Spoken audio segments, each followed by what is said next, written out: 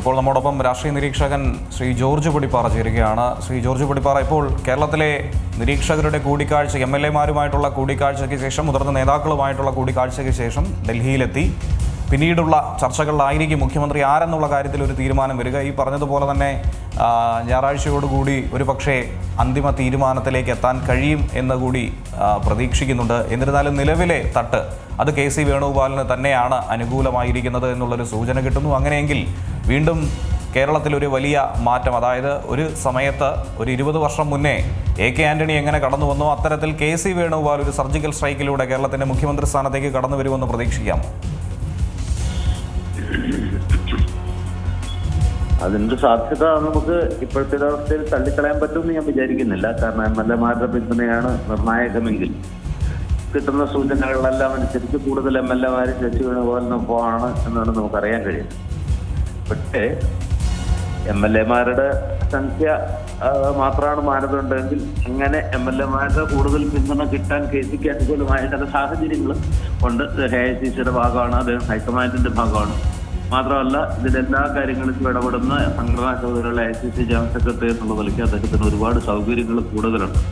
അതായത് BD സതീശിനേക്കാൾ, രമേശ് ചെന്നിത്തലയേക്കാൾ അദ്ദേഹത്തിന് ഈ MLA-മാരൊക്കെ സ്വാധീനിക്കാൻ, അവർക്ക് കൂടുതൽ ആവശ്യപ്പെടുന്ന ഘട്ടങ്ങളിൽ തെരഞ്ഞെടുപ്പ് ചെലവിലേക്ക് AICC-യോ KPCC-യോ നേരത്തെ പ്രഖ്യാപിച്ച ആ ഒരു തുകയ്ക്ക് അപ്പുറമുള്ള പണമൊക്കെ കൊടുത്ത് സഹായിക്കാനൊക്കെ ഉള്ളൊരു സാഹചര്യം അദ്ദേഹത്തിനുണ്ടായിരുന്നു. പിന്നെ മാത്രമല്ല, നിർണായക രാഹുൽ ഗാന്ധിയുടെ ഏറ്റവും സന്തത സഹചാരി, ഏറ്റവും വിശ്വസ്തൻ, അടുപ്പക്കാരൻ എന്നുള്ള നിലയ്ക്ക് സ്ഥാനാർത്ഥി നിർണയത്തിലൊക്കെ ഡൽഹിയിൽ നടന്ന സ്ഥാനാർത്ഥി നിർണയ ചർച്ചകളിൽ അവസാനം എല്ലാ സ്ഥാനാർത്ഥി പട്ടിക അംഗീകരിക്കുന്നത് ഈ ഹൈക്കമാൻഡായിരുന്നു. അപ്പോൾ അതിലെല്ലാം അദ്ദേഹത്തിന് വലിയ സ്വാധീനം കിട്ടി. അപ്പോൾ അദ്ദേഹം സർവശക്തനാണ് എന്നുള്ളത് കൊണ്ട് MLA-മാർ സ്വാഭാവികമായിട്ടും അദ്ദേഹത്തോട് ശ്രമിച്ചിട്ടുണ്ടാവും. ആ ഒരു ആനുകൂല്യമാണ് അദ്ദേഹത്തിന് കിട്ടുന്നത്.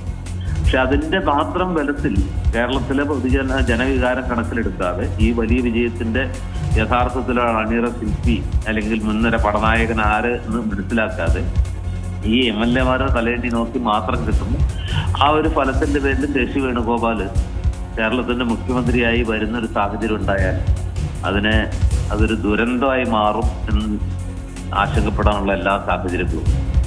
പൊതുവികാരം KC വേണുഗോപാലിനൊപ്പം അല്ല എന്നത് ഒരു വസ്തുതയാണ്. അതിപ്പോൾ ഒരു മാനിപ്പുലേഷന്റെ ഭാഗമായിട്ട് സോഷ്യൽ മീഡിയയിലൊക്കെ കൊണ്ടുവരുന്നതാണ് എന്നൊരു നറേഷൻ കൊടുക്കാൻ ശ്രമം നടക്കുന്നുണ്ട്.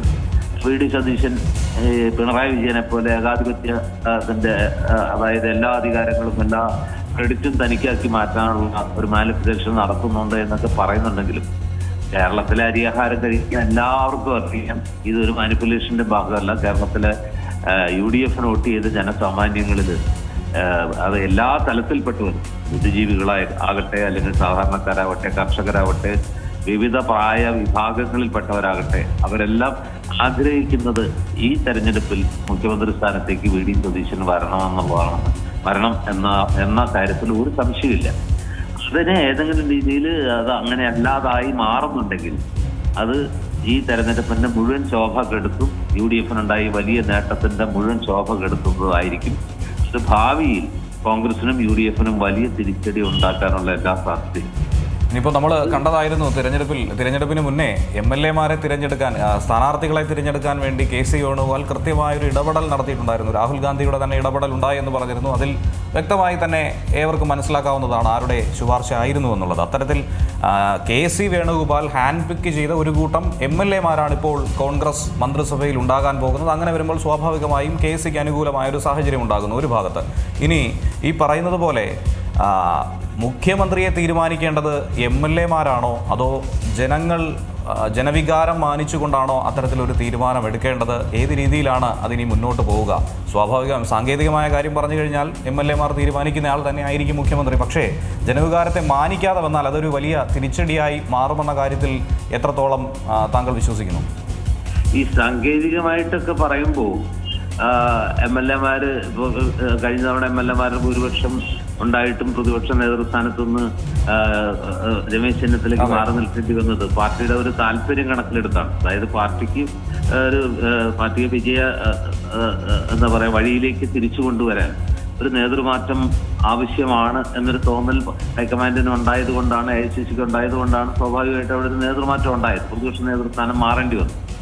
ഇവിടെയും പാർട്ടി മനസ്സിലാക്കേണ്ട കാര്യം ഒരുപാട് മുന്നണി രാജസ്ഥാനിൽ സച്ചിൻ പൈലറ്റിനെ മാറ്റി യഥാർത്ഥത്തിൽ ആ തെരഞ്ഞെടുപ്പ് വിജയത്തിലേക്ക് പാർട്ടിയെ നയിച്ച സച്ചിൻ പൈലറ്റിനെ മാറ്റിയിട്ട് അശോക് ഗെഹ്ലോട്ടിനെ മുഖ്യമന്ത്രിയാക്കിയതിന്റെ തിക്താനുഭവം പാർട്ടിയുടെ മുമ്പിലുണ്ട്.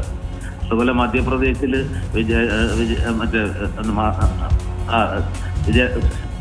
അതായത് ജ്യോതിരാദിത്യ സിന്ധ്യയെ മാറ്റി നിർത്തി അവിടെ കമൽനാഥനെ മുഖ്യമന്ത്രിയാക്കി ഈ പറഞ്ഞ സീനിയോറിറ്റിയും അനുഭവ സമ്പത്തും മുന്നണിയെ കൊണ്ടു നടക്കാനുള്ള ശേഷിയും എന്നൊക്കെ പറഞ്ഞ് ആ രീതിയിലൊരു തീരുമാനം എടുത്തിട്ട് ജ്യോതിരാദിത്യ സിന്ധ്യ പാർട്ടിയിൽ നിന്ന് പോകേണ്ടി വന്ന സാഹചര്യവും അതിന് കോൺഗ്രസ് കൊടുക്കേണ്ടി വന്ന വലിയ പാർട്ടിയുടെ മുന്നിലുള്ളതാണ്.